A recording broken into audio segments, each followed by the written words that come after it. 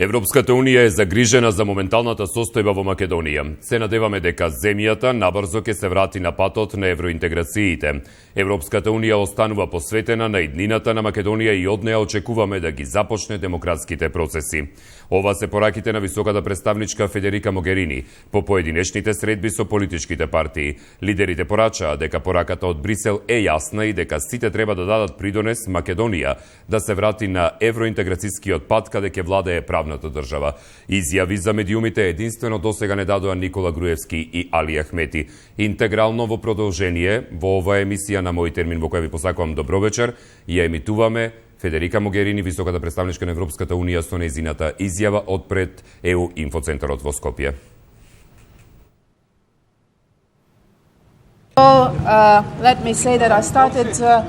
Дозволете да кажам дека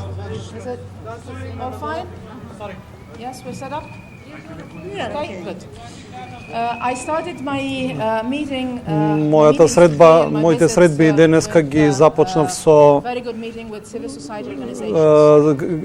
организациите од граѓанското општество. Сакам да го кажам ова, бидејќи Европската Унија ги поддржува пред се, ја поддржува земјата и незиното општество и сите граѓани на оваа земја и невладините организации вршат огромна работа во овој поглед. Имав средба со сите политички лидери во парламентот и многу долг состанок со председателот и затоа многу доцнам, зашто се извинувам. Сите мои состаноци траја многу долго, многу содржајни беа и би рекла, се надевам, конструктивни. Ќе видиме колку конструктивни се резултатите од овие состаноци во наредните денови и часови. Причината за мојата посета овде, првичната, беше да пратам јасна порака дека Европската Унија е посветена на европската интеграција на оваа земја и на целиот регион. Сериозни сме по тоа. Нашата врата е целосно отворена и сакаме оваа земја да стане членка на Европската Унија. Тоа е смислата на мојата посета и пораката, не само на оваа земја, туку на целиот регион. Нашиот интерес, тоа е нашиот интерес како Европска Унија и интересот на сите земји од регионот. И знам дека граѓаните на оваа земја имаат силни чувства и големи очекувања да оваа земја да напредува на полето на интеграцијата, евроинтеграцијата. И дозволете да кажам дека е изгубено многу време до сега. Прашањето е дали политичкото лидерство на оваа земја сака уште да губи време или да напредува. Ние сметаме дека треба да напредува на својот пат кон Европската Унија. Мојата посета доаѓа во момент кој е многу сложен за решавање на политичката криза во оваа земја и главните прашања кои се дискутирани денес е како да се излезе од оваа политичка и институционална криза. Не е на наше да кажеме, но Европската Унија како пријател која се грижи за оваа земја и незините граѓани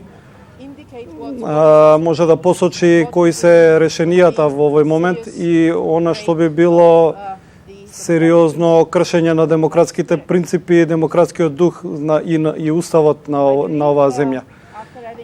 Верувам дека по размената со пријателите од Европска Унија и НАТО, утрово, бидејќи зборував и со генералниот секретар на НАТО, кој ме замоли да ги пренесам и пораките од него, сметам дека би било невозможно да се убеди некого во демократскиот свет дека мнозинството на членовите на парламентот кои ги представува мнозинството граѓани во унитарна држава не може да им се дозволи да формираат влада. Тоа е кршење на демократските права и треба да се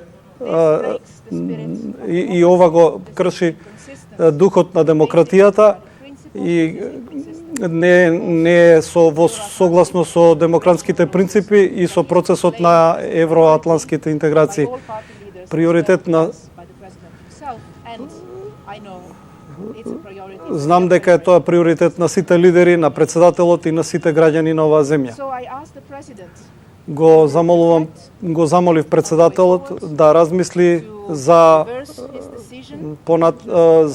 што ќе прави понатаму, да преиспита својата одлука и, како што вели Уставот, цитирам, да го довери мандатот на кандидатот кој што е избран од партиите што имаат мнозинство во парламентот.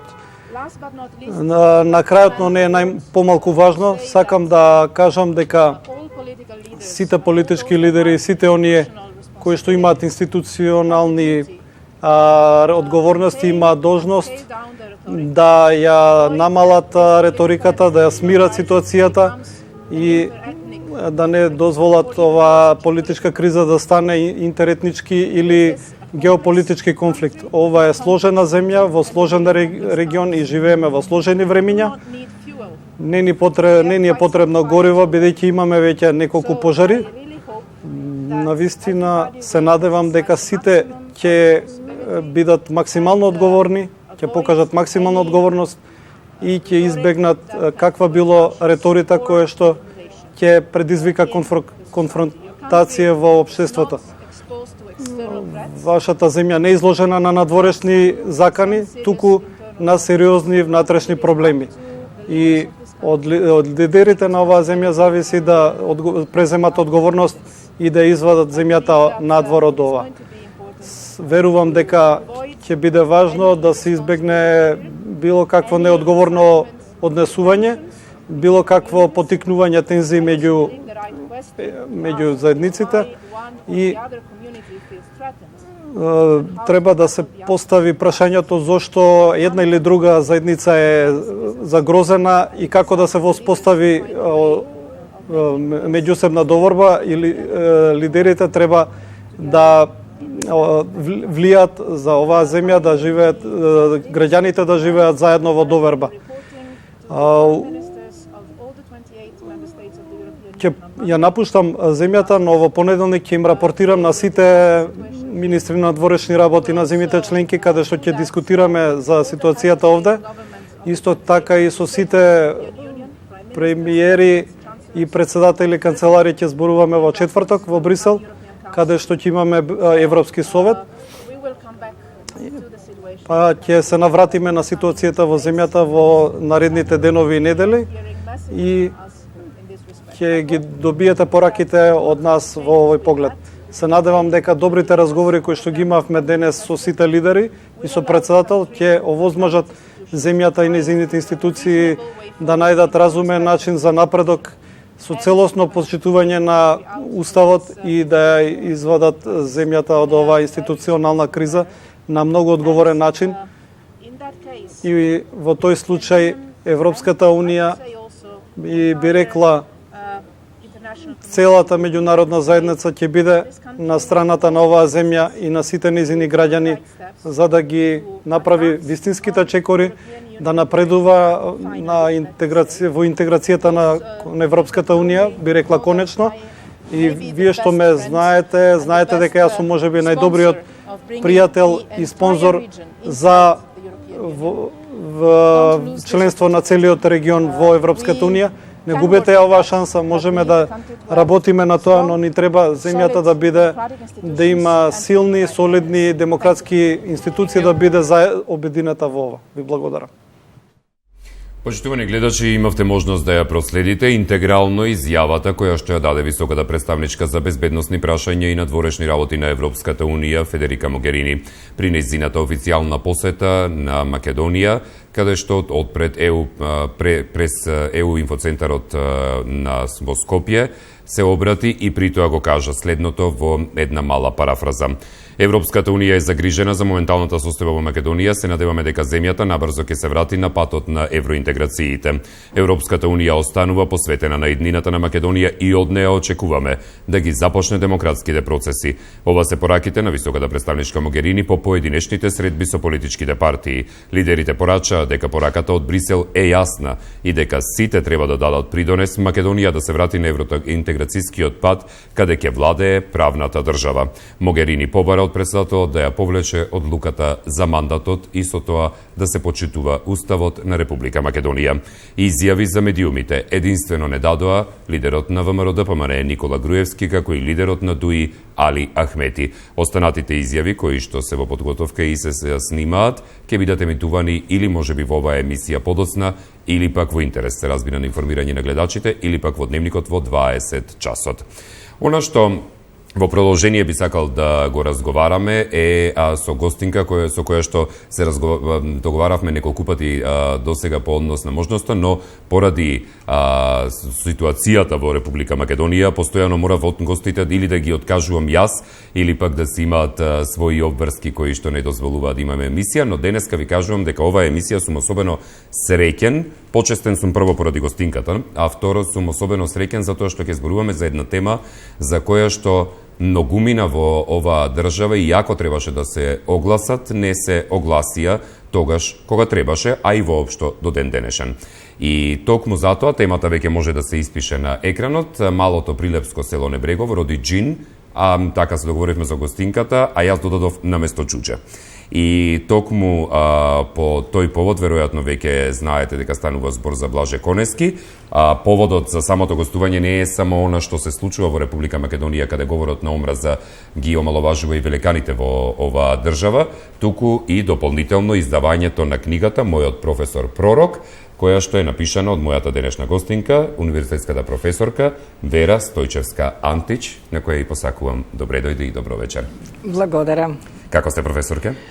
Па, така малку вчудоновидена, денот е посебен денес. Да, ќе морам да ве запрашам, бидејќи би било малку смешно да не ве запрашам за мислење како академски граѓани, како академска граѓанка на оваа земја, за мислење од она што го слушнавте од високата представничка Могерини или генерално од она што се случува во изминативе 2 дена, па потоа ќе си преминеме на темата. Бидејќи игнорирањето е сериозен проблем во оваа држава, па би сакала да се реализира ова сега што го слушнав во овој момент, дека разбирањето е најважна работа во оваа наша земја и мислам дека ние сме причинителите на сите работи, потоа соседи и други земји. Во секој случај, ние сме овде што екзистираме и што треба да живееме нормално, демократски и заслужено да ги добиваме сите рефлексии што се одвиваат во светот за нас. Професорке, Македонија се наоѓа во една сериозна, од правно-политичка веќе во уставно-државна криза влегуваме од вчера, но за тоа нема да разговараме со вас во детали и затоа само кратко реков да го искоментирате ова што го слушнавме од високата представничка на Европската Унија. Но она што е важно дека во целиот овој период во Република Македонија некако како извориште се јави на одреден вид говор од омраза или од незнаење или од намерност и тенденциозност кај одредени, па и не само граѓани, туку и политички фигури кои сериозно извршија упад кај македонските великани. Дали станува збор преку комисијата која што се фокусираше за верификација на фактите, односно позната како комисија за лустрација, па тука завлегува многу луѓе кои што Македонија ги смета за своји, ќе речам, родоначалници на државата, но дополнително пак се појавија многу негативни, не многу, туку едно конкретно негативно мислење кон вашиот професор, кој што вие го нарекувате и пророк, Блаже Конески, каде што беше омаловажен низ призмата на џуџето од Небрегово. Пред некое време исто бевме сведоци и на омаловажување на ликот и делото на Коста Солев Рацин, дека тоа е пак џуџето од Велес. Јас би ви кажала нешто што реално го знам и што сум го доживеала.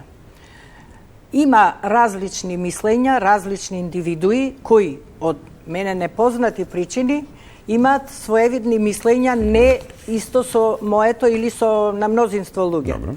Јас можам да кажам дека моите битолски генерации, кои добро се задржуваа на културните настани, на крижевните провокации и така натака, никогаш ни збор, ни нешто слично во негативна смисла не сум слушнала за професорот Блаже Коневски. Потоа, како студенти, како негови студенти, исто така знам дека сме биле премногу задоволни од неговите предавања. Беше комуникативен, на секого ќе одговореше кратко или долго, без преседан, а потоа станавме и колеги. Тука веќе можев повеќе да го запознам и моите крајни заклучоци се дека среќна сум што во животот имав можност да се дружам, да разговарам и да учам од професорот. Ми е професор од врвот на професорите, научник исто така, фолклорист, културолог, но пред се човек, државник, патриот, кој што многу си ја сакал својата земја. Јас кога размислувам, од каде е мојата љубов, од каде потекнува мојата љубов кон татковината, да речеме. Секако прво од татко ми, кој што многу патриотски песни, линденски, знаеше уште од мала да ми ги всади во срцето, и ја сваќав неговата љубов кон целата таа наша историја. Меѓутоа, кога се запознав со поезијата на Блаже Коневски, во осмолетка па и во гимназијата, јас необично ја прегрнав, ја учев наизуст и ми представуваше нешто многу важно. Тогаш што изгледа не сум била свесна зошто е тоа така и зошто ја учам напамет, меѓутоа сега размислувам. Вториот смер кој што ме усмери кон таа љубов кон татковината, што е неизбежно, мислам, за секој човек, за секој граѓанин во својата земја, тоа беше поезијата на Блаже Коневски. Тој уште 1948 година ја напиша песната Тешкото.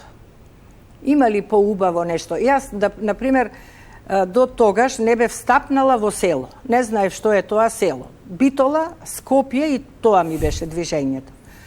Меѓутоа, со песните на Блаже Коневски, а потоа подоцна малку со песните на Петре Андреевски, нам татковината ни беше представена да ја знаеме пошироко и подлабоко.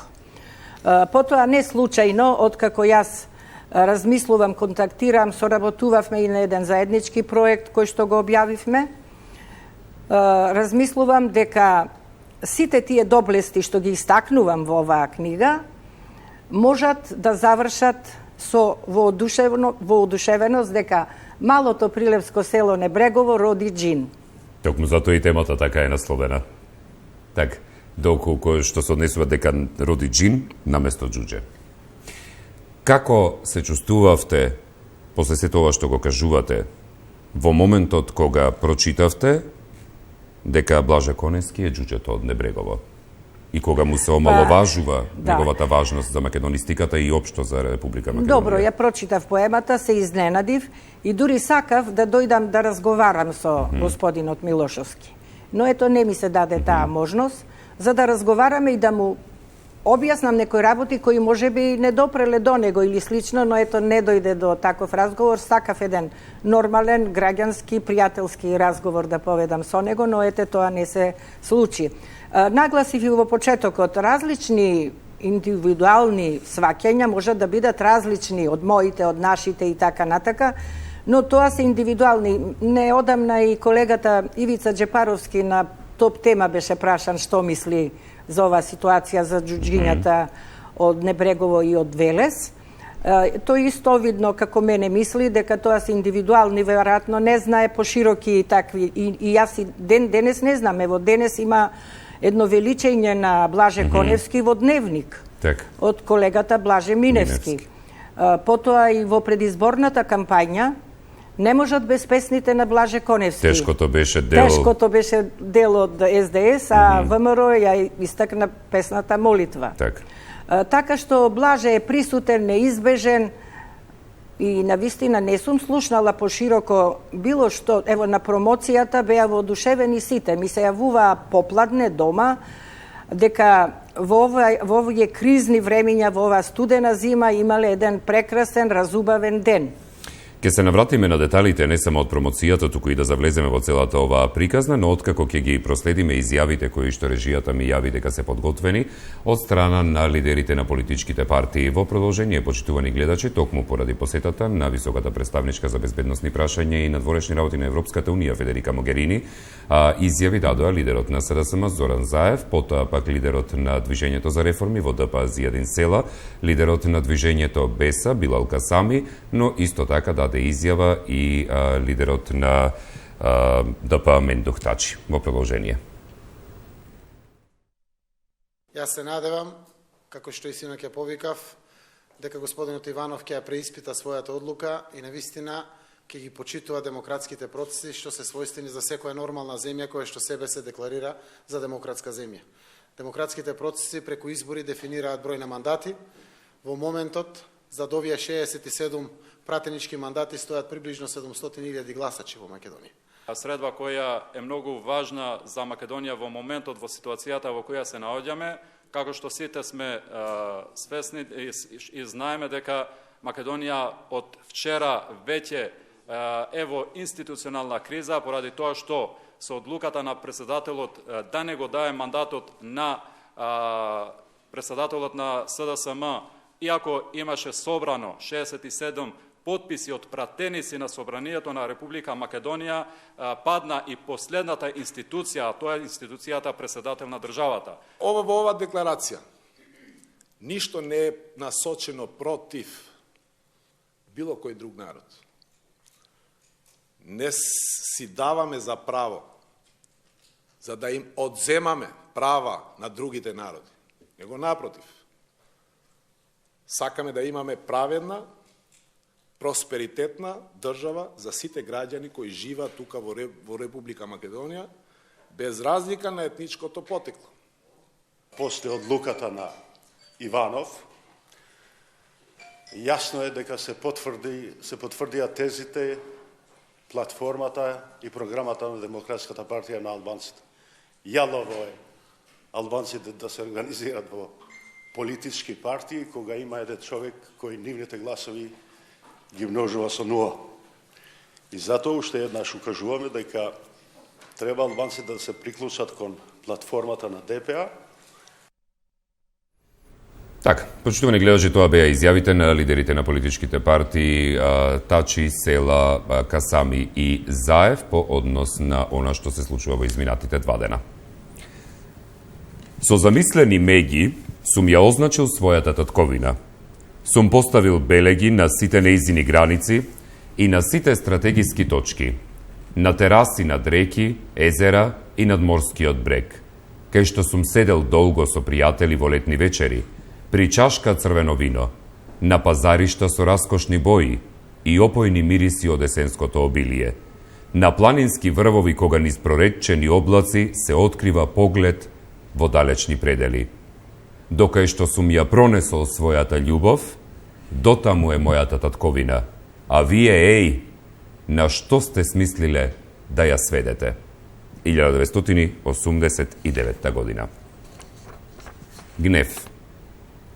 Студена пот по челото, студена пот под мишките. Бигор го вкочанил телото, нечујно тлеат издишките. Тешко се гледа некаде крајот, надежта барем да се спаси. Те крепи само гневот, со право клетви да гласи. Но заре и тоа некаква утеха, да плукаш по гнаси. 1991. Професорке, дали кога ја нарековте, сега колегата Саша ќе ја фокусира книгата, дали кога ја нарековте оваа книга мојот професор пророк, токму на овие пророштва мислевте кои што се надзираат во гнев и во татковина? Знаете што, Блаже Коневски е многу длабок и интересен. Кога јас сакав да најдам мото за книгата, токму за неговото величие и така натака, се најдов пред еден голем проблем. Јас избрав 10 песни. Какво мото? Обично мото 2-3 стиха. И на крајот од тие 10 песни, одвај се осмелив да да го дадам мотото, кое е моје најголемо мото досега, од сите книги досега што сум ги пишувала или текстови, тоа е најголемо мото. Може, ево, да ги, ако сакате да ги прочитате. Слободно, нема проблем. Деловите. За читање сум прв, да ви кажам искрено, кога имам гости со книги, се вознесувам некако, особено кога станува збор за Блаже Конески. Не затоа што сме соседи по местата на раѓање, по Прилепска линија, да.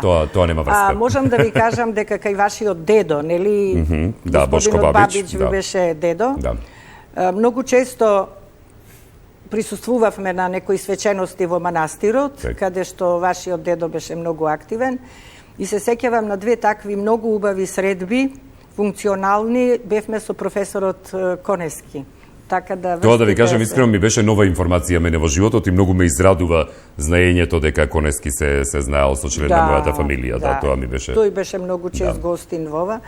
Најдолго мото досега што е мислам напишано. Од моите сеќавања со Блаже Конески, мојот професор Прок, од име мотото. Нож или не? Четирите дотаму. Четирите. Добро. Од 10-4 и то делумно од два избрав за да се свати суштината на книгата. Добро. Одиме со ред. Нож. За ова срце сегде острат нож, а ножот веќе забоден е внатре. И стига само да се засмеам. Ке сетам веднаш колку длабоко ме пронижал, со колку танки жилки на остра болка вгради ртил тој. И тогаш резко усетувам дека сум избран сета невола и тага и сета робска потиштеност грда на еден народ да ја истрадам. Молчаливо и тврдо да ја носам. Молитва.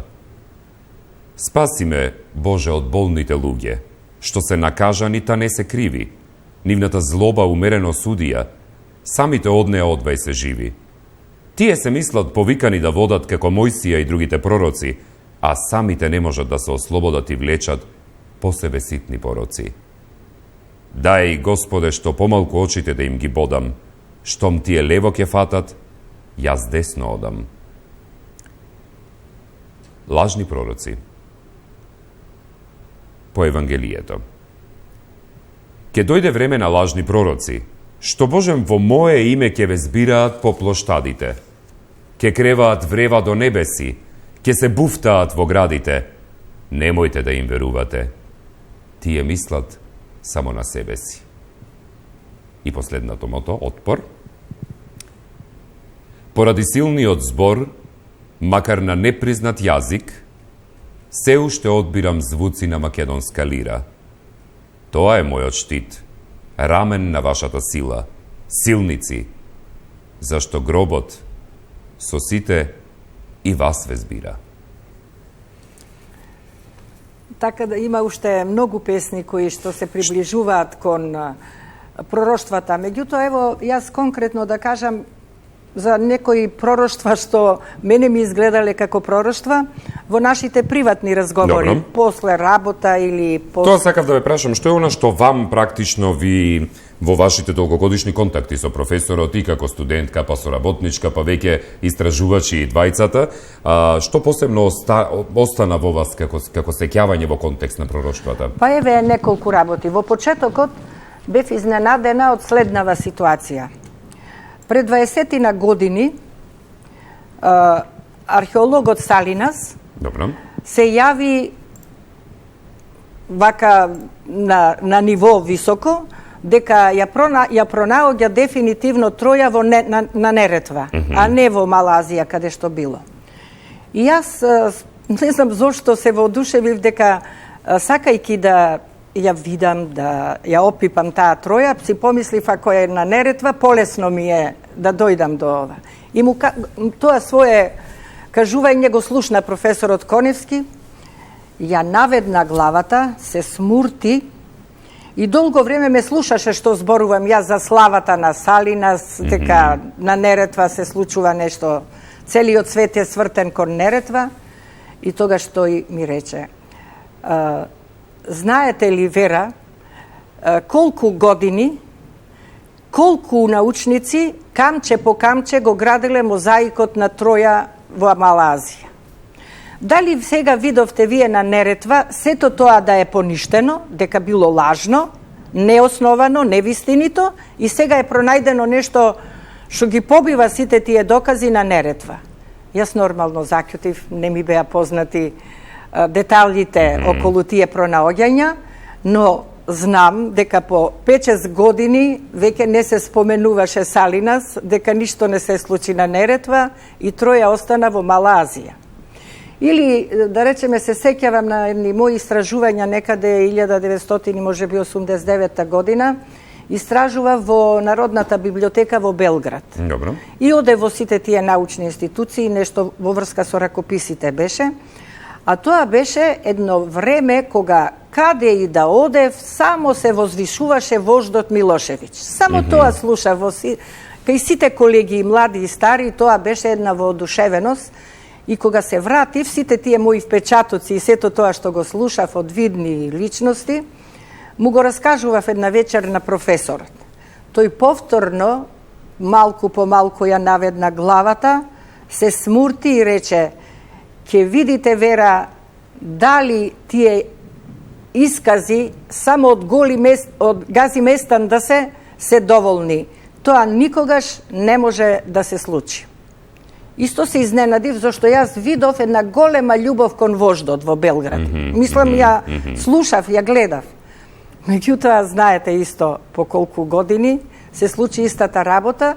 Веќе кога отидов на други истражувања во Белград, никој не сакаше да го спомене од сите тие што слушав воодушевувања за вождот. Мислам дека професорот ги согледуваше работите проникливо и во перспектива, не во моментот како што се случуваат, а најмногу би се задржала на еден настан, тоа беше, ми се чини, 1988 година, се одржува Рациновите средби. Професорот ја доби Рациновата награда за дневник по многу години. Тоа беше, мислам, во Пионерскиот дом. И тој стана да се захвали, се сврти кон Кочо Рацин и одржа еден таков говор што сите занемевме во салата, а се сеќавам на една негова реченица: само пазете да не го изгубиме и ова малу што го имаме. Уште тогаш. Беше интересно што набргу се јави, барем за мене, една прекрасна песна, зашто бев присутна, а потоа ја читав и песната, на Петре Бакески. Добро. На 99-та страна, ве молам, прочитајте ја, дека таа ја дочарува целата таа суштина што се одвиваше во салата. Добро, бастунот на Блаже Коневски. Да. Се качува поетот на бината. Таа е височка, на неја микрофонот. Се подпира на бастунот, да ја закрепне мислата, зборот да го изостри. Зад него наслика Рацин. 2 погледа, 2 судбини. Меѓу стиховите тече некој молк. Недореченост. Што да си кажат двајцата поети меѓу себе? Се гледаат колку да се поздрават. Меѓу нив се е кажано. Како стари пријатели, песната се кажа за нив. Се врти бастунот кон салата, го подпира стариот поет и чиниш, свеченоста е завршена. А тој го дига бастунот и говори: беше прв и неговите стихови се први. Времето се уште ги храни песните. Легендата треба да се заокружи. Догматските сили се победени. Мафта бастунот на стариот поет го вперува кон салата, кружи во чудни кругови, нечи остар поглед стрела во нечии очи, можеби ќе погоди во нечија совест. Мафта бастунот ја опоменува: надворе зима, врне снег, ноќта одминува тивко во заборав, луѓето излегуваат од салата. Надворе зима, врне снег, бастунот опоменува: надворе зима, врне снег, си одиме со својата осама. Ноќта одминува тивко во заборав, луѓето излегуваат од салата, а надворе зима, врне снег, си одиме во својата осама. Ноќта одминува тивко во заборав. О Боже, што рече поетот и каде исчезна со својот бастун? Надворе зима, врне снег. Воопшто, Рече ли нешто нашиот поет? Во овој дел би сакал само да прочитам коментар на Марица, која што ни пишала на Facebook, која вели: огне поздрав до мојата драга професорка, со голема гордост на моите ученици им предавам за Конески и за Рацин. Само луѓе кои во животот не прочитале ниту една книга можат да напишат такви нешта за еден ваков великан. Маре, професор по македонски јазик од Крива Паланка. Ја поздравувам и ми е драго што еве на ваков начин комуницираме. Дали случајно од режија имаме гледачи на линија кои што можеби чекаат? Преска ми кажавте, но некако премина целата приказна со изјавите и слично, доколку имаме во овие кратки следни 2-3 минути ќе вклучиме професорке. Во овој дел би сакал само да ве запрашам, дали се она што и сега еве и Петре Бакевски го има опишано во самата книга одеднаш како запрепастувачки е дека нам ни се случува поезијата на Блаже Конески. Да, нам ни се случува поезијата на Кочо Рацин. Нам ни се случуваат пророштвата на џуџињата. Во наводници ќе ги ставам. Нам ни се случува јазикот. Јазикот на кој години работел и се борел за него Блаже Коневски. Немаме тука можности и време да знаете какви напади добивал. И од наши луѓе и од соседите. Никогаш не остана да не одговори. Секогаш смело одговараше. Дури и во последната порака од која на крајот ќе прочитаме еден дел, пред 3 часа пред да почине, издиктира нешто што е многу значајно. Со тоа ќе го затвориме вториот дел на емисијата. Да, меѓутоа кажува дека тие што удираат по нашиот јазик, сега, кога е тој оформен и кога не може да исчезне, барем имаат по што да удрат. Мудроносна една мисла која навистина воодушевува. Или, може ли да продолжам понатаму? Слободно. За два Имаме уште 2,5 минути пред крајот на првиот дел, така што слободно искористете ги, да. Да. Прочитајте ја песната Зборот. Чувај го зборот добро врзан, како необучен коњ што знае да каса, да клоца, да мава. Чувај го. Зашто ако го пуштиш така разоглавен по чаирите, кој знае која луда глава ќе посака да го јава.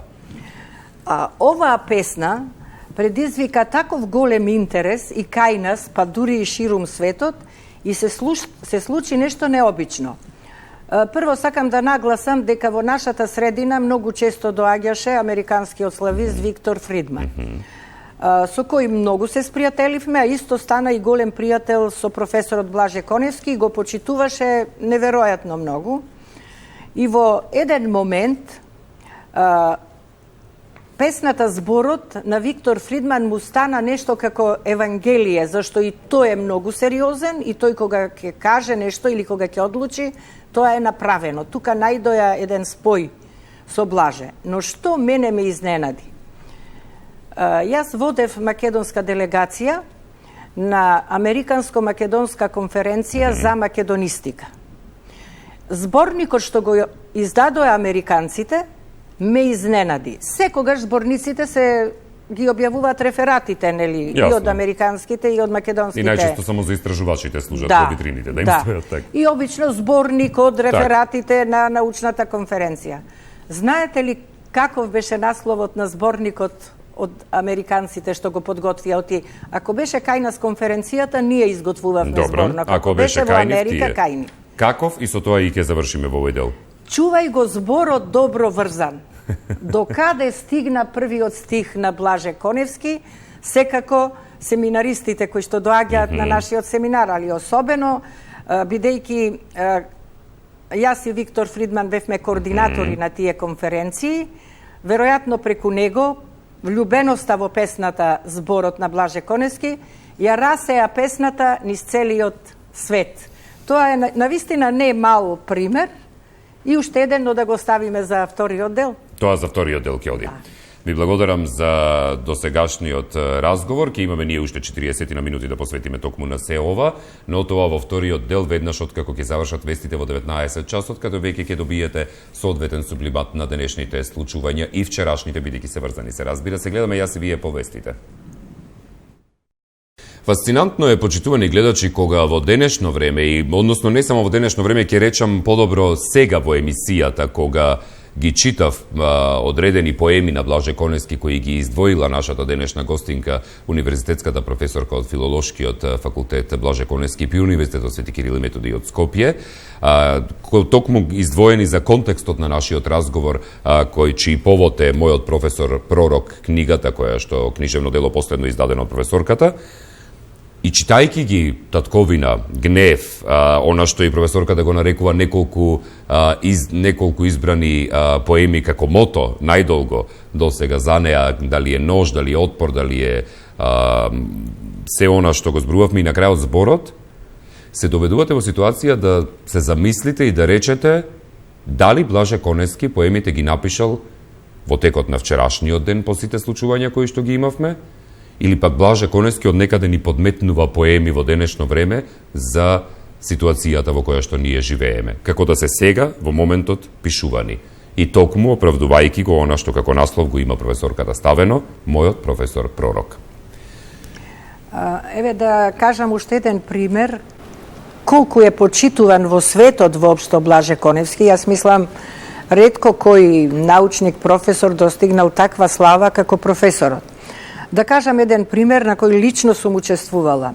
Во 1993 година добив покана да учествувам на 9-та биенална конференција американска, балканистичка конференција за лингвистика, литература и фолклор. Дознав набргу дека покана има и професорот Коневски, потоа немаше никој друг од Македонија, освен колегата Илија Чашулен од Австралија дојде. Јас бев многу среќна што на една таква голема балканистичка конференција, каде што ќе ги видиме сите колеги од целиот свет, ќе бидам токму со Блаже, зашто ми значеа сепак разговорите, заклучоците, дискусиите. Има многу хипотези, некогаш се колебаш која хипотеза да ја прифатиш и така натака, но за моја голема жал почина во 1993 година на крајот, а конференцијата беше закажана за почетокот на 1994. Во Индијана, универзитетот во Блумингтон. Јас толку ми беше жал затоа што го немаше професорот Коневски, дури размислував дали да одам, но сепак љубопитноста и учеството меѓу такви луѓе ми значеше многу и јас заминав. Таму бев изненадена од следнава ситуација. Јас знаев дека зборникот со апстрактите што ги пративме за да бидеме примени на конференцијата беа објавени во посебен зборник и разделени веќе. Меѓутоа, кога стигнав таму, се изненадив, зашто корицата не беше на зборникот таа првобитната, туку беше променета. Значи, одстранета првобитната и заменета со нова. А новата, еве, што беше? Просто бев пријатно изненадена. Да. Колегата ќе ја прикаже на камерата број 2. Само додека да се фокусира камерата професорке, по однос на зборникот зборуваме дека ова е корицата која што била на општиот зборник. Да, така? Да, добро, веќе од 9-тото биенале. И сега променета со нова корица во која е насликан Блаже Конески. Да, веќе скицата може да се меморијам, погледне. Нормално. Така. Зошто беше моето изненадување? Затоа што таму учествуваа врвни светски балканисти. И да му се посвети вакво внимание, а починаа таа година уште двајца слависти исто знаменити, кои не беа насликани, нити беше корица направена за нив, но е спомнат, да речеме, едниот од нив, баш Збигнев Голом, голем пријател на професорот Коневски, е спомнат само in memoriam Блаже Конески, Збигнев Голом. Меѓутоа, сликата е на Блаже Конески. Во тој контекст се извинувам што ќе ве прекинам, но пред да ми предадете нешто што веројатно можеби ќе треба да се прочита. Не, ова морам јас да го прочитам, договорено. Бидејќи дел од мојот реферат. Само би сакал да ве прашам, професорке, дали мислите дека во оваа држава луѓето многу помалку се цениме меѓу себе, например, да речеме јас да ви оддадам почит вам за вашата работа или да му оддадеме почит на Блаже Конески, отколку што странците Всушност ги ценат нашите великани и им оддаваат почит на тој начин на кој што ние воопшто веројатно не сме ни го сториле. Не би рекла, мислам дека доменот на Блаже Коневски е толку голем, што и кај нас и во Оману и на универзитетот наш кој што го носи неговото име, еве сега беа проследени 3 важни јубилеи: 90 години од раѓањето на Блаже Коневски, 70 години од прв назначен председател на Друштвото на писателите и Универзитетот, Филолошкиот факултет Блаже Коневски. Мислам, не е одминат апсолутно. Може би во последно време, дали по неговата смрт така настапи нешто, но не верувам, интересот е голем. Еве, да речеме, таа 1994 година. Јас би рекла дека меѓу тие балканисти што ги затекнав таму и со кој можев да разговарам, е професорот Ерик Хемп. Добро. Кого сите безмерно го почитуваат. Тој, еве што направи. Не само тој што предложил корицата да го носи името на Блаже, туку и ја премести пленарната седница, веќе предвидена нормално, ја премести и пред неа постави цело предпладне сесија во спомен на Блаже, кој што сака да каже нешто. Јас бев воодушевена од тоа што тоа го доживеа во Блумингтон. Прво, најголемиот меѓу балканистите Ерик Хемп истакна значајни белези и достигања на Блаже Коневски во областа на лингвистиката и филологијата. Тој на крајот посебно нагласи: сакам да ја изразам својата жалост што веќе меѓу нас го нема драгиот Блаже Коневски. Беше првиот македонист меѓу балканистите. Многу го почитував. Секогаш се застапуваше за една чиста балканистика, без никакви пристрасности. Мене лично ми е многу важно неговото целокупно дело.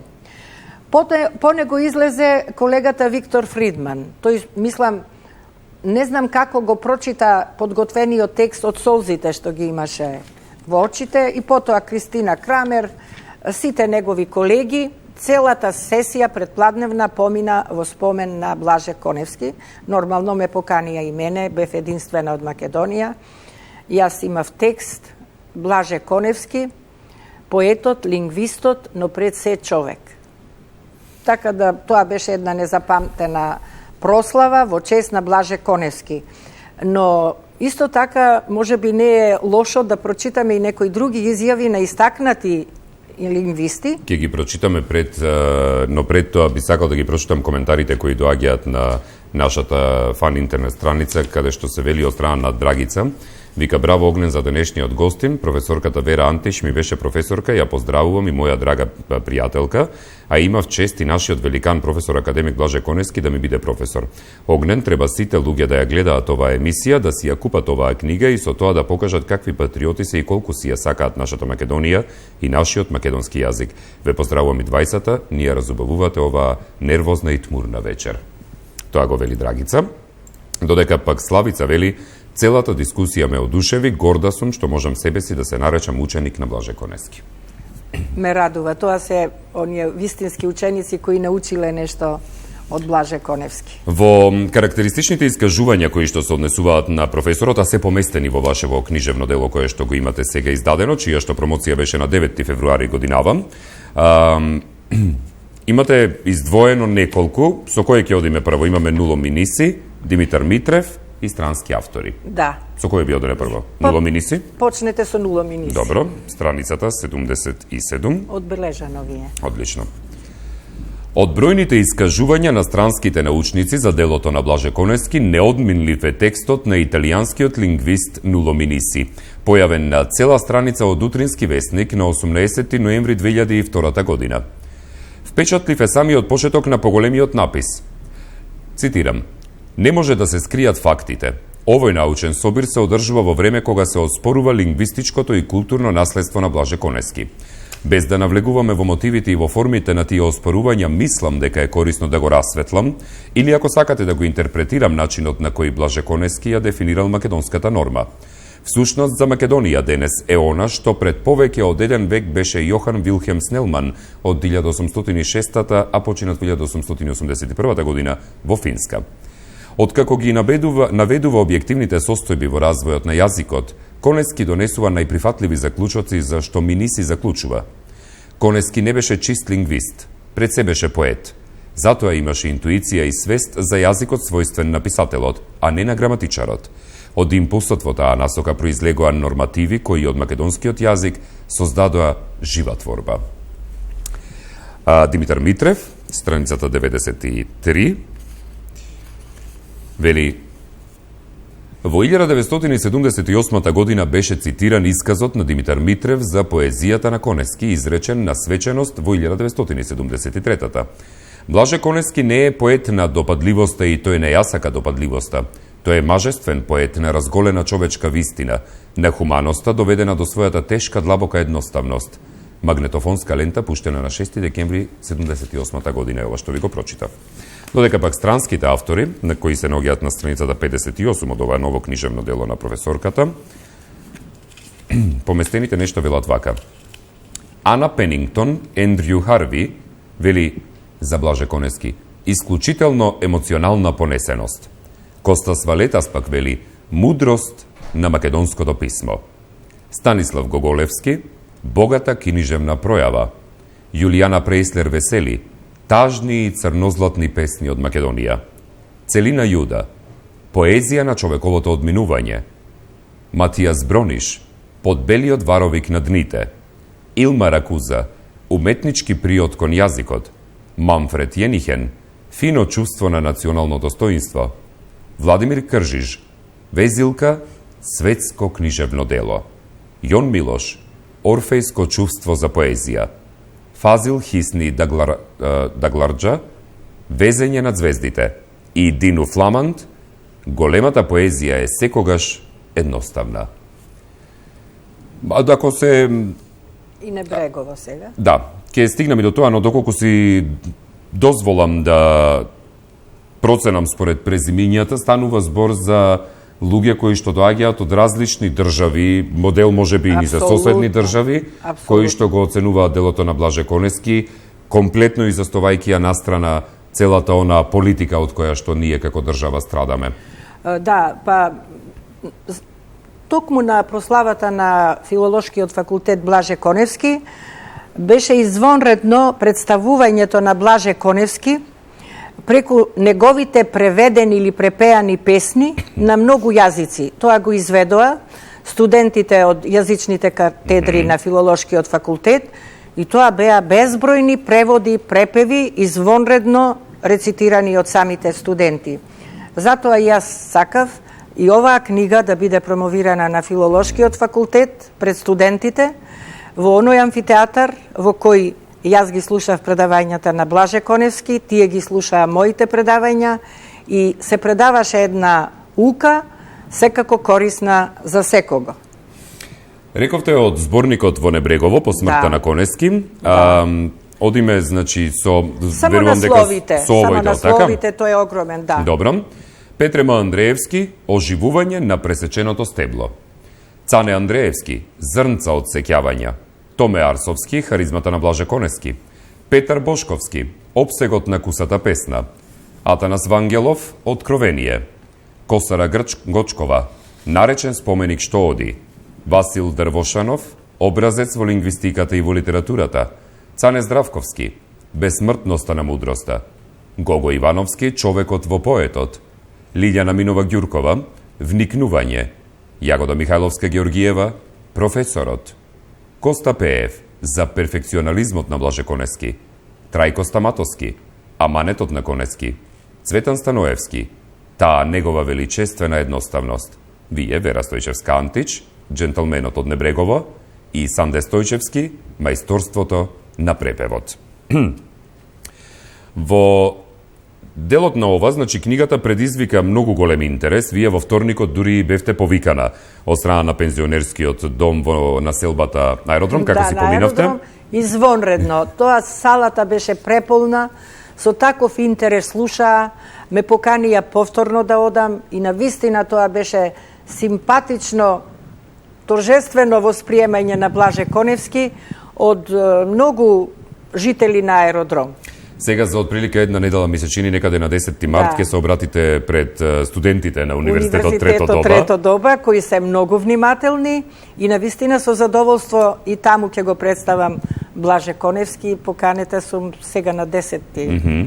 На 10 да ќе се обратите. Искрено да ви кажам, многу ми е мило што предизвикува интерес баш во ова турбулентно време човек да истакне она за што... Исто Сдруженијето на наставниците, професорите, исто така имаат цел да прават промоција, така што предизвика голем интерес. На Фејсбук ми се јави Јоан Башевски, кој што ме известува, веројатно ја видел книгата, и ме известува дека тој напишал цела поема од 1000 стихови, која што е наречена Блаже Коневски. Браво. Исто така знам и мојот екс-студент, сега равни професори сме, Димитар Пандев, исто пишува нешто посебно за Блаже Коневски.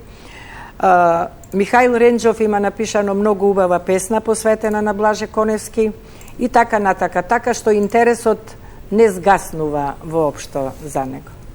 Дали чувствувате дека имате недоречености?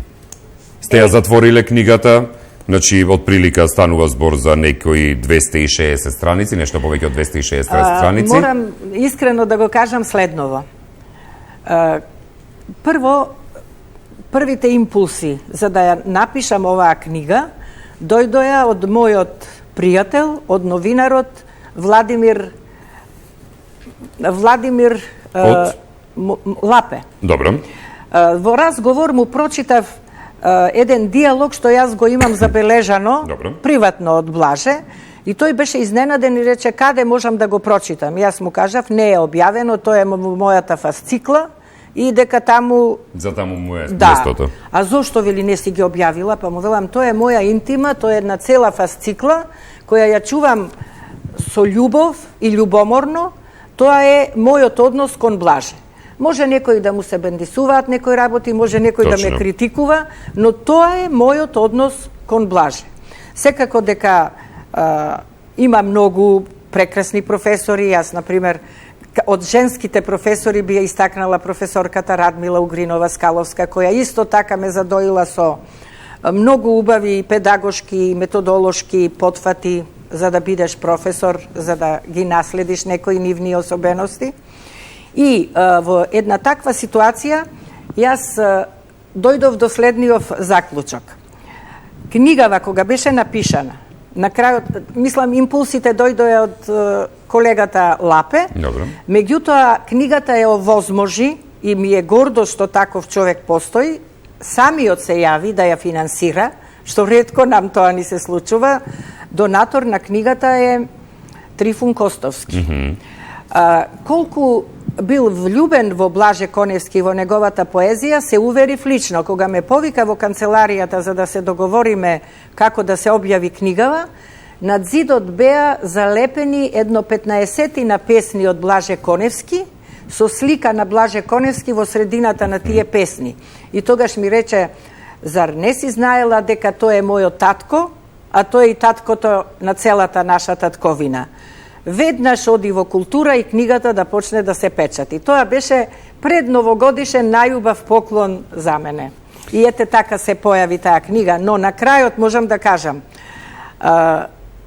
тоа е едно само мало моје резиме од моите сознанија што ги имам во тие врски и службени и приватни со Блаже Коневски.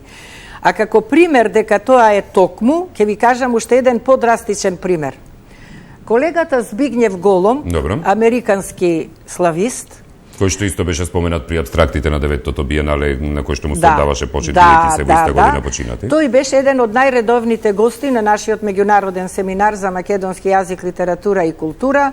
Се спријателивме многу и во разговорите сватив дека е влюбен во Блаже Коневски, и во неговата лингвистика и во поезијата. Покрај тоа што беше познат и значаен лингвист воопшто во славистиката, Збигњев Голум беше и голем филозоф. Со него беше задоволство да се разговара. Разговорите траеја бескрајно. И тој ми кажа, знаеш што, колешке Вера, јас сакам и ќе напишам, јас ќе го напишам најубавиот есеј за Блаже Коневски. Јас бев изненадена, знаеше дека јас тоа со задоволство го дочекувам, ама ќе ми треба време, пазете, тој ќе биде најубавиот есеј за Блаже Коневски. Јас со љубопитност идната година го чекав на семинарот, професорот пристигна и без да го прашам каде е есејот, тој веднаш ми кажа: не е готов уште. 4-5 пати ги кинев страниците, затоа што ќе дојдев до некоја нова песна, малечка, 4 стиха, 4 реда, меѓутоа една таква негова песна ме натера да напишам 20 страници или 15 така нешто големо и сватив дека тој есеј треба да биде резимиран, треба да биде ударен и треба да биде најубав. Јас уште не го имам напишано, но ќе го напишам, колешке Вера. Наредната година, од прилика, не знам токму, не можам да се сетам колку месеци беше, кога тој дојде, пак без напишан есеј, пак со големо задоволство дека ќе го пишува есејот, но нема да чекам третата година семинарот, ќе ви го испратам да го видите.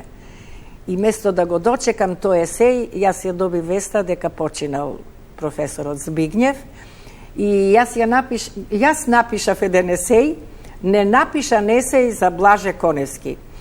Тој не можеше да го долови она суштинското резимирано, најубавото за лингвистот и поетот Блаже Коневски.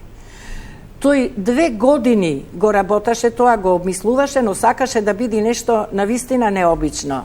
Тоа зборува дека недофатлив е Блаже Коневски. Јас не оваа книга, сега дури сваќам колку работи сум пропуштила и не сум ги кажала или не сум ги разработила или не сум ги обмислила. Кај нас многу добри познавања за Блаже Коневски има колегата Трајко Стаматовски, објави повеќе дела. Потоа колегата Атанас Вангелов, кој што ги знае добро и неговите лингвистички и поетски достигања и така натака. Потоа колегата Веле Смилевски, кој докторирал на ликот и делото на Блаже Коневски. И многу критичари се зафатиле за тоа дело, но тоа бара уште длабоки проникнувања. Уште не е оформено мислењето за Блаже Коневски. Тоа го покажува и мојот однос, дека има уште недоречености, има многу уште работи кои треба да се кажат. На социјалната мрежа Twitter Марко ни пишува: секоја чест за емисијата на тема Блаже Коневски Огнењаневски. Вера Антич е одличен познавач на ликот и делото на джинот од Небрегово. А додека пак Клара на Фейсбук вели: поздрав од редовна гледачка од Тетово, секоја чест за темава, може би некои чудни умови кои деновиве пласираа налудничави тези за ликот и делото на Рацин, кога би знаеле да ја анализираат само песната Зборот на Коневски, би разбрале колкав грев прават со отворање уста. За многу луѓе деновиве е подобро да молчат, оти што мзинат и спуштаат отровни зборови. Поетите се предвесници на новото време, еве само една мала потврда за тоа. Убава вечер ви посакувам, благодариме Клара и ние вам. Вртејки низ книгата, професор, ќе наидувам на тоа дека исто така сте ја поместиле и црква натре, и автоматски ме враќате назад во 2 или во 3 година средно, кога добив државна награда за рецитирање на поемата Црква. И веројатно кај секого би отвориле некои сеќавања, дали при првото читање на Коневски, дали при првото спомнување, дали при првата рецитација, првиот изустен збор од која и да е од поемите. Мислите ли дека токму ваквите, тука не само Коневски, туку и еве и Рацин, бидејќи доста беше споменуван во изминатите 2-3 недели, но и сите оние наши писатели и поети кои што може би се ставени на маргините од одредени индивидуи, тоа нема да речам, нема да генерализирам, мислите ли дека тие токму таквите се оние кои што го одржуваат македонскиот јазик? Апсолутно. За она што е денес, темел кој што може би поради ситуацијата во која што се наоѓаме во дадени моменти се заборава, но сепак постои и го темели јазикот. Самата таа песна, Црквата, мене навистина морници ми доаѓа. При секое читање. Тоа е проникнување длабоко, тоа не е црквата во Небрегово, тоа е и мојата црква во Битола. Тоа е и сечи храм свет. Апсолутно. Тоа како може да ја чита таа песна, како му надоаѓаат, а интересни се и неговите сознанија тој не почитува многу некои граници, некои теории, да речеме, во книжевноста, било за прозата, било за поезијата. Тој сака некоја слобода, но од разговорите кои што сум ги имала со него, кога разговараме за одреден поет, дали е добро, дали е подобро, дали е одличен и така натака, сватив дека тој ја доловува, да речеме, певливоста. Ако ја немаш таа природна дарба за певливост, а ако ја имаш, а не одговараш на некоја теорија што во моментот владее, не ја признава, мислам не бил да ги санкционира границите или строго да се држи за некои граници, таква е и неговата поезија, апсолутно. Имате исто така во делот кога се договаравме околу гостувањето, ми рековте дека може да прочитаме и други пократки поеми кои што се, да речеме, читач, молитва, послание или пак врв. Да. Ги имате таму или пак? Да, Добро, ево, одлично. Мислам. Врв. Еве на врвот се искачив. Сам.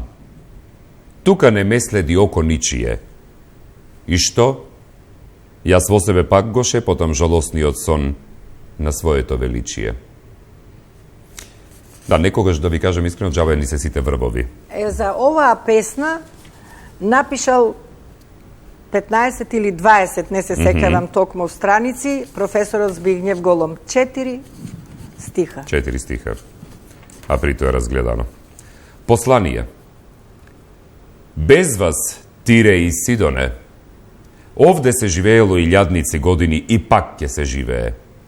Ние луѓето сме како тревана, ја газат, се суши, се задушува, гине, само земјава останува. Ние луѓето сме како мравине, ги гмечат, ги ништат, и пак се збрале купче. Одовде тргнал некогаш поход до Инд. Кој можел да го предвиди тоа? Повија Игнатија Цицерон одел во прогонство во Солун. Близу до Драма, призракот на Цезар му се јавил на Брута под шаторот спроти решителната битка. Па се посветиле во Тивериопол 15 маченици. Наум соградил манастир на извирот на Белото езеро. Оваа земја го крепела и Марка Кралета. И сепак, зар не доживувала таа униженија? Зар можело без тоа до зрелоста? Сето е предвидено. Ние си одиме, а земјата останува.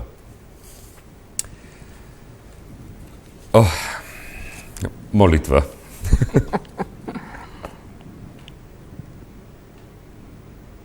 Спаси ме, Боже, од болните луѓе што се накажани, та не се криви.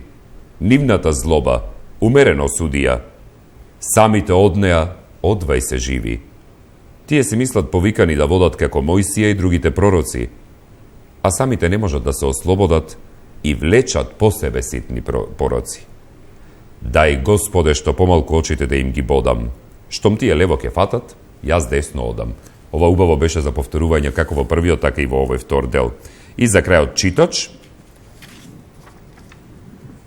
Така се случи да ми даде Господ слаби очи, морен вид, да не можам да го прочитам докрај иконостасот во Свети Спас, да не можам да го прочитам докрај иконостасот во Јован Бигорски, да не можам да го прочитам докрај иконостасот во Лесново. Вашите дела, Петре, Гарка Филиповиќ и Макарија Фрчковски.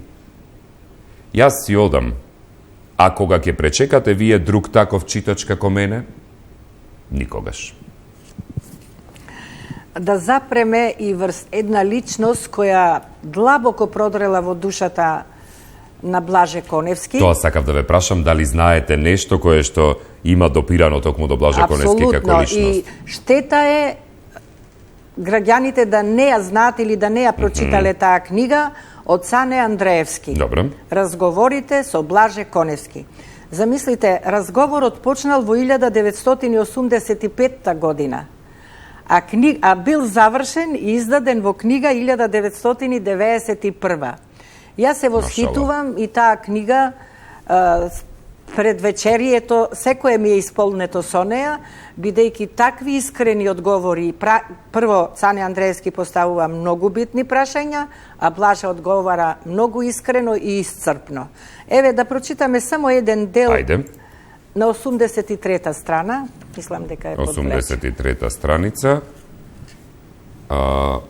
Излагање Цане Андреевски, кој објави книга Разговори со новото издание постигна добро, одиме надолу. Во предговорот на книгата Андреевски соопштува од тука. Да.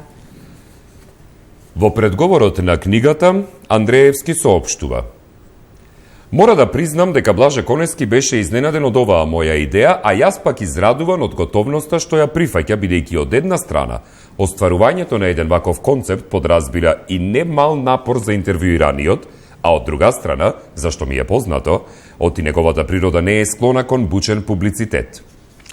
Разговорите во неа дополнуваат повеќе периоди од животниот пат на Конески, како и од наинтимните негови доживувања и состојби.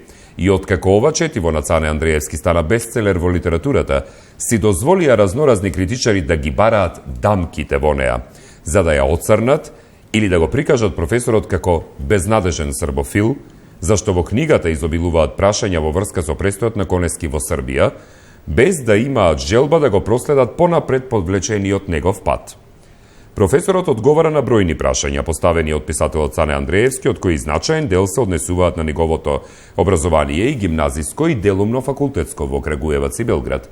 Така, например, бугарскиот автор, еден од побројните, Драгни Лсков Драгнев, Македонски научен институт во Софија, објави поголем текст на 55 страници во 98 година со наслов Скопската икона Блаже Конески или во заграда Македонски лингвист или српски политработник.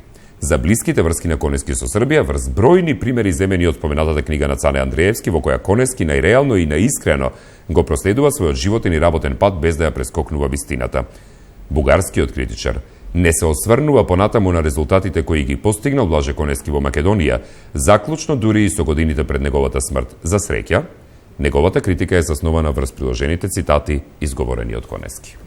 Јас ке се надоврзам на една ситуација која случајно ја разбрав од колегата Ѓорги Сталев, кој што ми го раскажа следново.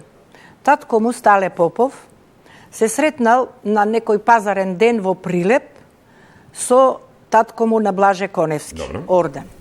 И започнале разговор, но Стале Попов се вратил од Белград и дознал дека наредната година ќе примаат на школување во разни високи школи или факултети и деца кои што се талентирани од други земји. И Стале Попов му сугерирал на татко му дека слушнал тој дека детето негово Блаже е многу талентирано и дека многу учи и дека би добило многу ако ја добие стипендијата да биде ученик гимназијата да ја заврши во Србија. И колку е интересна песната на Блаже Коневски, кој што ја слика разделбата на малиот Блаже со родителите. И мајката која размислува, а што ако сега детето рече не? А да не зборуваме, заедно со Блаже Коневски се школувале и многу деца, така неговиот пријател Кујунџиски, правник од Куманово, учеле заедно и од Кујунџиски дознав една многу интересна работа. И со тоа и ќе завршиме, бидејќи ми дава знак од режијата дека сме готови. Кујунџиски ми кажува дека пишувал Блаже песни уште во гимназијата во Крагуевац и дека ој прозору ја напишал според една негова слика, зашто Кујунџиски се занимавал со уметничка фотографија.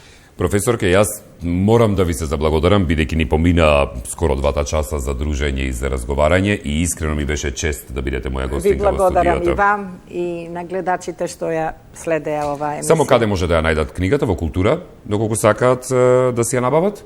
Да. Добро. Дали може да завршиме со претходница? Може. Добро. Многу е кратка поемата.